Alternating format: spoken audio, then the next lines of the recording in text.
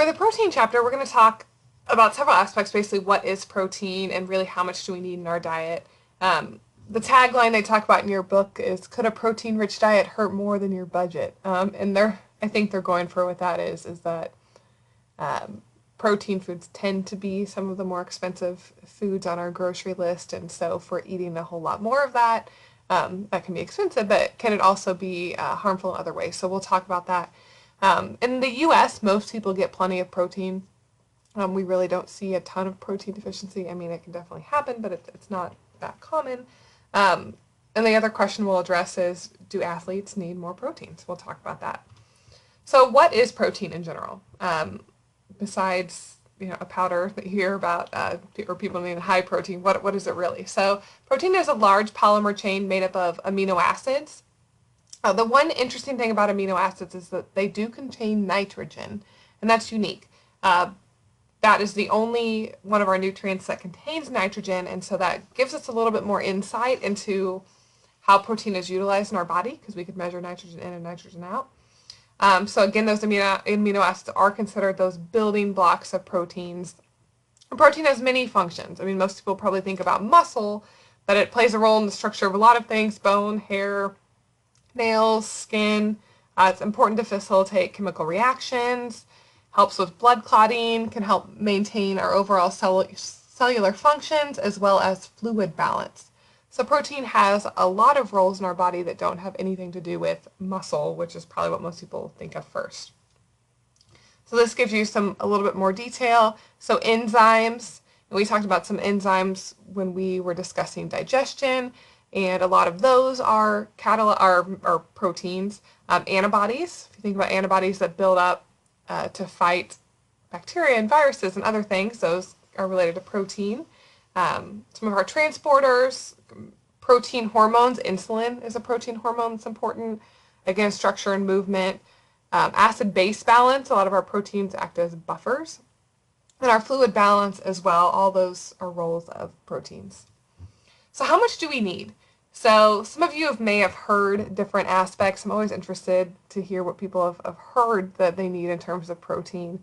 But the recommended dietary allowance is 0.8 grams per kilogram of body weight. So if you want to calculate that right now, I'll let you pull out your calculator or your phone with your calculator, and you can go ahead and figure out what your weight is in kilograms. So for example, you would divide your weight by 2.2 to get your weight in kilograms. So this was a 154-pound individual. If you divide that by 2.2, then they get 70, and so that they weigh 70 kilograms.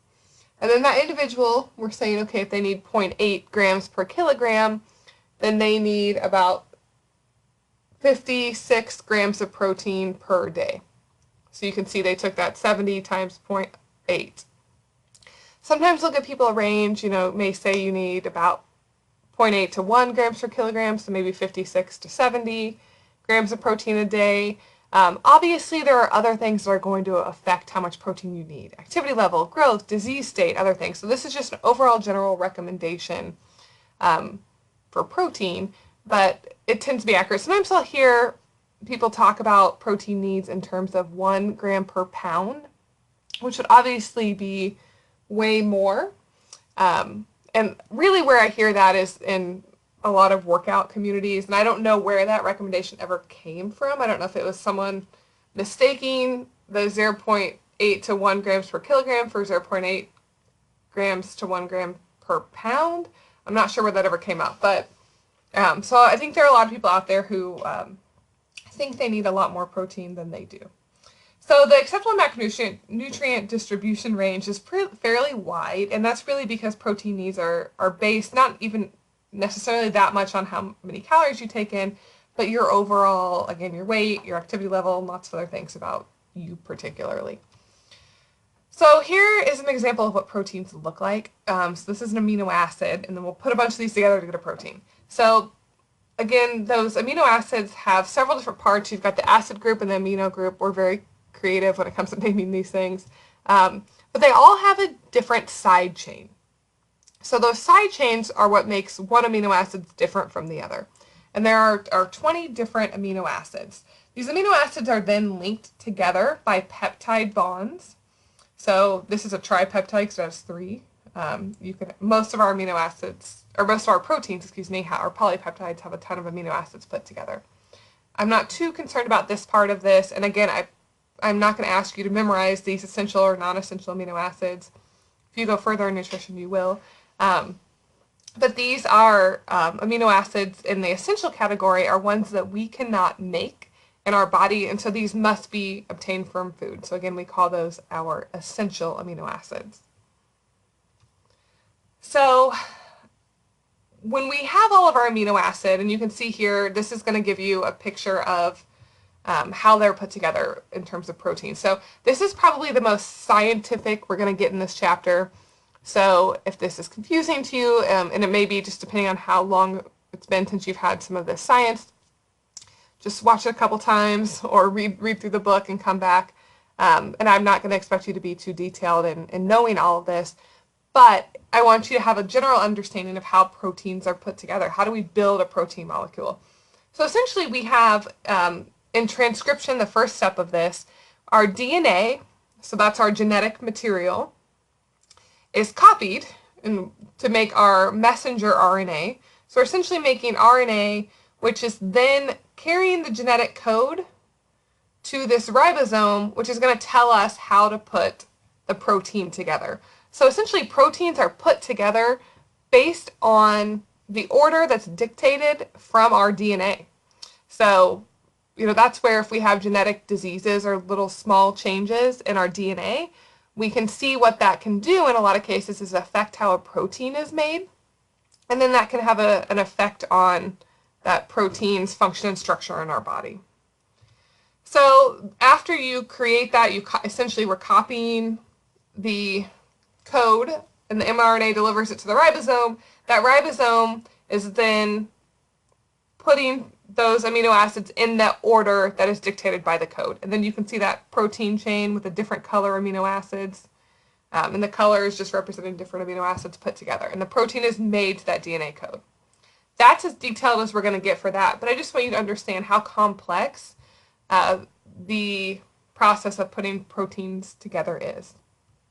So when we have a functional protein, then several things go into play. So you can see here how they're using different colors to show the different amino acids. And essentially, the order that the amino acids are put in will affect how it folds onto each other and how the shape comes together. And that shape then is going to affect its function. And so that's where they're giving you an example of hemoglobin. And we can talk briefly about a couple genetic disorders like sickle cell anemia and cystic fibrosis and a few others where there's a slight change in the DNA. And that can then affect the shape of the protein, which affects how it functions in the body and can lead to some of those genetic conditions as well. So you've got that 3D shape of a protein. When we break it down, so we cook up a protein, pH can change it. So heat, when we're cooking, light, change in pH. So even like acid, like with the ceviche, right? If you're using an acid, you can kind of denature that protein. Motion, so whipping, right? You whip an egg, you can't get that back into its old shape after you do that. So when we have that functional protein, you can see that we have whatever's causing that to denature it. It essentially, that no longer folds, so it doesn't have the function anymore. So when we consume a protein, so let's say you eat a hamburger, well, that protein that you're consuming, once it gets into your body, it doesn't have, or really once it's cooked, right? But in our body, it doesn't have the same function that it had in the cow. It is essentially just a bunch of amino acids. Our body breaks it down into individual amino acids, goes into our amino acid pool, and then we have to put any protein together we want based on our genetic code. So this is just giving you a basic of digestion and absorption. So having that stomach acid and pepsin actually does help break down proteins a little bit more in the stomach. Then we have further proteases from the pancreas that help break down into those individual amino acids, and then we can absorb those individual amino acids directly into the bloodstream as they are water soluble. So it's pretty simple, but our goal is to break all of our proteins into amino acids for absorption. Our proteins are also continuously being broken down and resynthesized so that, again, our amino acid pool is a small supply that can be used for protein synthesis because that happens all the time. And those pools can come from proteins being broken down, dietary proteins that we take in. So all of that's just a constant cycle that's going on. Any excess amino acids we consume, though, are not stored as protein. They are either used as energy or stored as fat. So it's not like we can just eat a whole bunch of extra protein and all of a sudden we're going to grow bigger muscles. Our body will only use the amino acids that they need, and then excess is either going to be burned as energy or is going to be turned into fat and stored. So when we look at nitrogen balance, remember I talked to you about how nitrogen was unique to amino acids. We don't have it in our other macronutrients. So we can actually measure protein function based on nitrogen balance. And so this is essentially how much nitrogen is someone taking in versus how much nitrogen is being excreted. And that's in is going to be protein intake, and then out is going to be nitrogen lost in urine and feces, sweat, skin, hair, and nails. We don't measure this often. It's not something that's normally measured, but it can be in a research setting to see what's going on. So in the case of positive nitrogen balance, this is when someone's nitrogen intake is more than the nitrogen output. And so this is really the case of growth. And so it shows the child there who's growing and then even weightlifting, so building muscle. So anything like that, we're going to have more positive nitrogen balance occurring. A nitrogen equilibrium is where it's just equal at that. So an active, healthy adult body weight, typically we're in nitrogen equilibrium. Again, it's not negative, it's not a bad thing to be in positive if you're needing to grow, but we want to look at the nitrogen equilibrium is where most of us should be. And then nitrogen in, if that's less than the nitrogen out, so we're excreting a lot more nitrogen than we're actually taking in. And we often see this with aging or illness, hospitalizations, etc. And so we will see body mass decreasing. We will see negative nitrogen balance in these cases. So it's just something unique about protein that we can see those. So what happens to an amino acid? So it is used to make proteins in the body. It can be metabolized as a source of energy or made into glucose or fat. But the one thing that we have to think about when it comes to amino acids is when we have excess amino acids that we do not need for making proteins, we have to remove that nitrogen group. And so that nitrogen group is removed, forms urea in the liver and is excreted in the kidney. So we must get rid of that excess urea. And there's some thoughts that having too much of that may create some problems in the body down the road. We don't really know. We know too much protein, and in an individual who already has kidney concerns, having to excrete a lot of urea can really affect that. We're not necessarily sure what the long-term effects are if someone doesn't have kidney problems, but could it be causing problems down the road if they're continuously taking in too many amino acids or too much protein? And the reason I talk about that is because we see kind of a trend in the thought that the more protein, the better. And so we see a lot of individuals on really high protein diets now. And there's a lot of thought about what potential negative effects could that be having on the body. So do athletes need more protein? And the answer is yes. Yes, athletes might need more protein. It's really going to depend on the type of athlete, how much they're training. Even an athlete's protein needs would not be the same for them necessarily year-round if their training really varies. Sometimes they'll have different periods where they're trying to gain muscle or whatever's going on in their training program. So it will vary on that. Often they say 1.2 to 1.7 grams per kilogram of body weight is an optimal level for performance, and a lot of this comes from the American College of Sports Medicine, but obviously this is going to vary based on the athlete's type of sport, etc. Other things to come into play here, and I think this is fascinating, and this isn't based on a ton of stuff, but I think it's really fascinating to look at, that they did some studies and they found that adults aged 50 to 65 actually having about 0.7 to 0.8 grams protein per kilogram of body weight was actually beneficial, and having much more in this group actually increased the risk for cancer, diabetes, and overall mortality. And then adults over 65, though, they actually found that having a little bit higher is beneficial. So maybe a little bit higher in the 50 to 65 may have had some concerns, but over 65 was beneficial. So you see how a lot of this is really complicated when it comes to figuring out exactly how much everyone needs, but it's important to kind of look at the research and try to get overall recommendations, which this is why currently we do recommend that adults over 65 consume a little bit more protein per body weight, just because they tend to see higher incidence of muscle loss in that age range.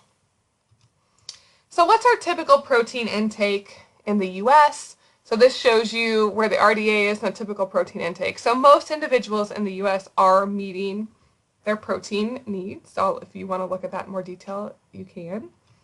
And where does most of our protein come from in the US? So we get a lot of our protein from our animal products. So you can see meat, poultry, and fish, and dairy and eggs combined together to make about 2/3 of our protein. Then the rest we get some from grain, our legumes, nuts, soy, some vegetables, and then other on that. But you can see this is going to look very different from other countries. We tend to be very heavy on the animal products for our protein, where some other countries may have a lot lower ratio of that animal protein. So quickly we're going to talk about protein quality. And protein quality is the measure of how well a protein meets our needs for protein synthesis, and this is based on essential amino acid ratios. Complete proteins have all of the essential amino acids, whereas all of our animal proteins are complete proteins, and there are a few, like quinoa and a few others that are plant proteins that are complete proteins as well. Incomplete proteins then are missing at least one of the essential amino acids, and a lot of our plant proteins fit into this, but we do have a concept called complementary protein, and that's where you can combine two incomplete proteins to make a meal. So the picture here is beans and rice, and the reason that is because beans are missing an amino acid, rice is missing a different amino acid, but when you put them together, they make a complete protein. When you're eating that meal with beans and rice together, and there are several other examples. So you can certainly get all the amino acids you need, even if some of the proteins aren't complete, just depending on how they're paired. So when you look at your protein, what goes into what you should choose? And there's lots of other things that we have to look at besides just protein content. So these are foods that all have about the same amount of protein, but it's showing you the other things that are in them. So the protein is purple, and then you can see, they may have about the same amount of protein, but, one has a hot dog's going to have a lot more saturated fat than the black beans, and the black beans are going to have a lot more fiber that it's going to provide. And so you can kind of see what that looks like in terms of how it all balances out and how you can think about that. So there is a recommendation for Americans to choose more plant-based proteins. So these are images that are kind of hard to look at, but I wanted to just talk about protein deficiency a little bit with you. And there's two major types. So marasmus is really that severe prolonged deficiency, often of both calories and protein. It's characterized by depletion of fat and muscle wasting. So we'll see this, that tends to be prolonged, just really not getting enough food in general. Kwashiorkor is another one that we see often when a child is abruptly weaned from breast milk and then is replaced with a food that is lower in protein. They're not getting enough calories and nutrients on that. But in these cases, the calorie intake may not be that low. And so they may be getting mostly adequate calories, but maybe not enough protein. And so what you will often see is that edema and fatty liver. And so it may look like they have a bloated belly. And so that's often because they're unable to adequately maintain fluid balance, etc. So both of these are severe cases, and there's a lot of work being done to try to reduce these. So protein deficiency, you can see some areas of the world that are common. So we see that in areas where we have more malnutrition as well. All right, so what about high protein diets? So again, this is what you're seeing the trend in protein is. And these may help with initial weight loss, but they've been shown to have little benefit in maintaining weight loss. And a lot of times we're starting to see a lot more research come about the negative effects of yo-yo dieting on metabolism. And often with these high protein, really low carb, really restrictive diets, we tend to see a lot of yo-yo back and forth, loss gain. And so we're learning more and more about how negative that can be in overall health. So the type of protein is important with this. If we're having high animal protein, we're also often having those that are high in saturated fat, sodium, and low in fiber, phytochemicals, etc. A high animal protein diet may be increased or connected to increased risk of kidney stones, diabetes, cancer, heart disease, etc. Recommended to eat more fish, poultry, nuts, and beans. A lot of times I'll see individuals on high protein diets that are really so focused on the animal proteins that they really are lacking in fruits, vegetables, and fiber. But there are still a lot of questions about the long-term effects of high protein diets. But this is something that we're seeing a lot, and we'll look at this a little bit more when we do our popular diets assignment later on in the semester. So what about a plant-based diet? So we're going to talk about this in the recommendations. I will tell you that I don't think a plant-based diet necessarily has to, get rid of meat. I think a plant-based diet should eat mostly plants, and if you have other things, great. If you don't, great. So I think you can look at that. But we're going to look at the types of vegetarian diets and what they will consume and not. So we have several different types. So a lacto-vegetarian is a vegetarian who would consume plant foods and dairy. We also have lacto-ovo-vegetarian, which is probably the most common form of vegetarian, and that's where someone will consume plant foods and dairy and eggs. So they will not consume any meat, but they will do milk, cheese, yogurt, and eggs. Vegan would be an individual who only consumes plant foods, so no dairy, no eggs, no meat, no honey, anything that comes from an animal. Your semi-vegetarian, this one's silly when we got to put labels on everything, but if someone only excludes red meat, the other products in some cases will be called the semi-vegetarian. I don't really like that term, but it's there. Pescatarians is an individual who's plant-based but will consume fish, so no meat or anything that is on land, but they will consume fish and shellfish. And then flexitarian, again, I don't love the term, meaning that I don't know that we need to label everything, but I think this is probably where a lot of us should be, is mostly plants, but can still occasionally eat meat, but just, a lot of their diet is based on plants. So this goes into shows you the types of vegetarian diets. A couple other things that they mention is gelatin. So a lot of vegetarians will not consume gelatin because it's often been isolated from the skin and bones of animals. So you'll see this chart to kind of show you what may be consumed by some of these vegetarian groups. So what are some benefits of a plant-based diet? So high intake of fiber, vitamin C, E, folate, getting a lot of magnesium, potassium, antioxidants, phytochemicals. They tend to be lower in calories, lower proportion of calories from fat, and lower consumption of processed meats. They often, also individuals will have lower blood cholesterol, lower blood pressure, lower risk of cancer, type 2 diabetes, etc. So we do see a lot of benefits of plant-based diets.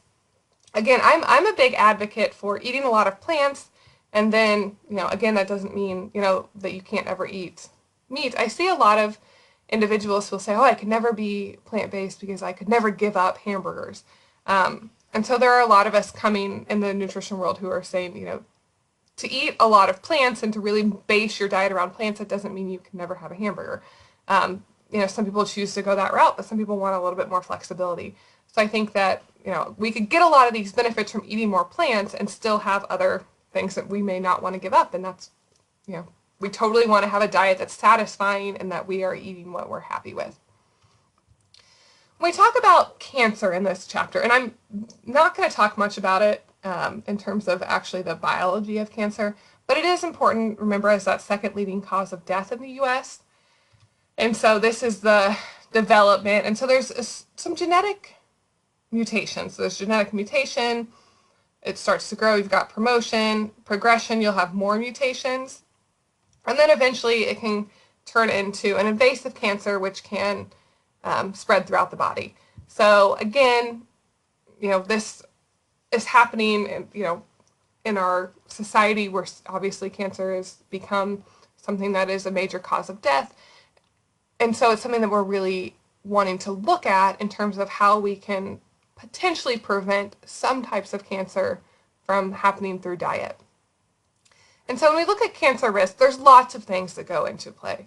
So there's genetic factors. We know there are certain genetic mutations. There's environmental factors.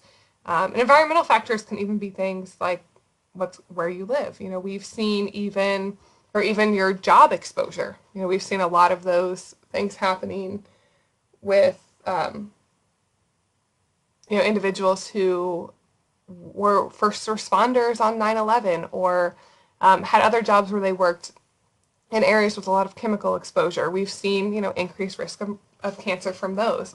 There's also other environmental factors that are more lifestyle related, like diet, and diet, physical activity is big. And we see diets rich in fruits, vegetables, legumes, and whole grains tend to decrease the risk of developing cancer. So this just goes into some basic things that you can do.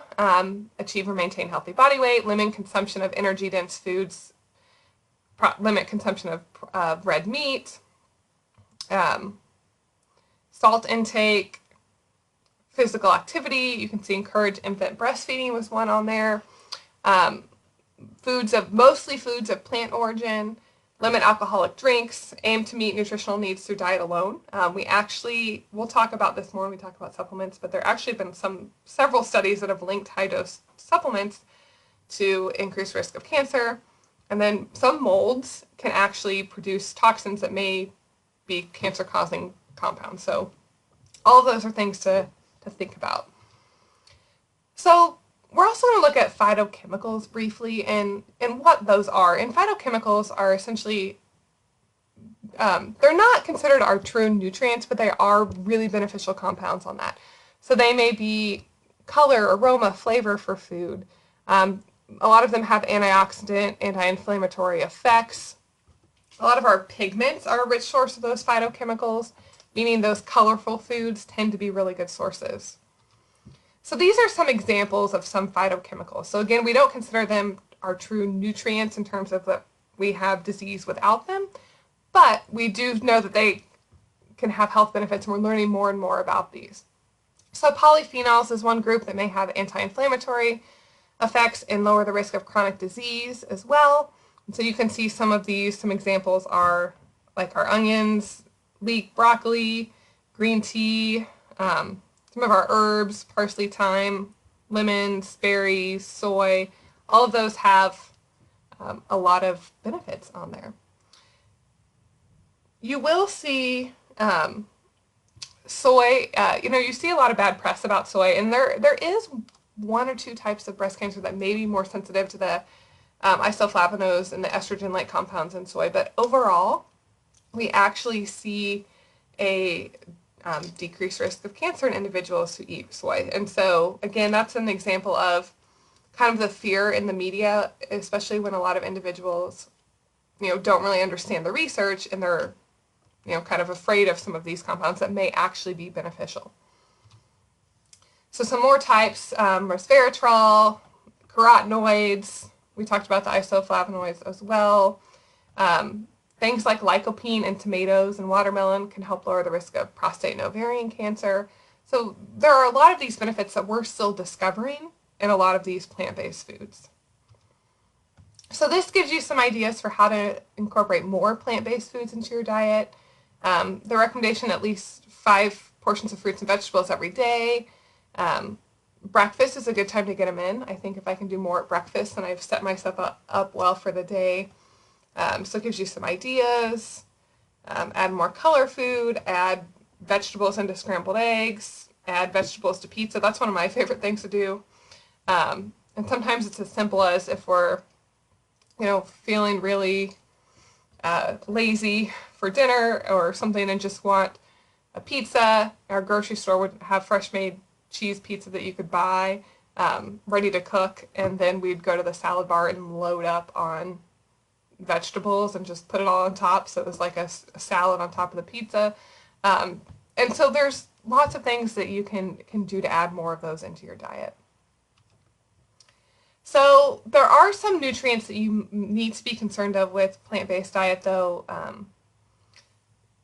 Protein is one. Most people don't tend to have a protein deficiency, but we could. Iron, vitamin D, riboflavin, B12, omega-3, and iodine are just things that may be of concern with plant-based diets that individuals need to make sure they're getting enough of.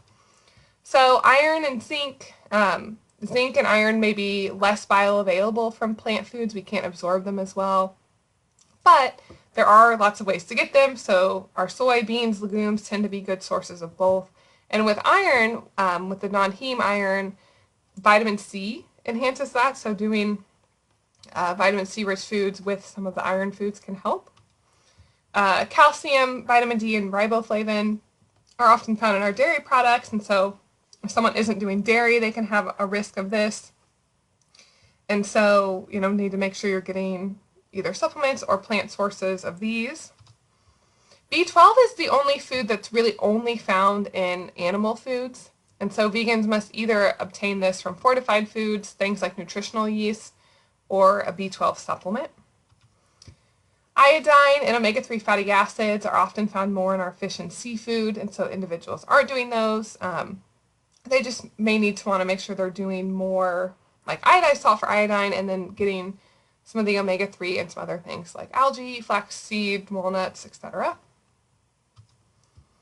And this just gives you a summary of some of the things we just talked about in terms of if you're doing less animal products, and really it's not even if you're doing less, if you're really cutting them out in general, that again, you can have a perfectly healthy diet, but you may need to make sure you are trying to get some other foods in there and have a plan to make sure you're getting enough nutrients and not missing out on any of the ones that you may be potentially cutting out in your diet.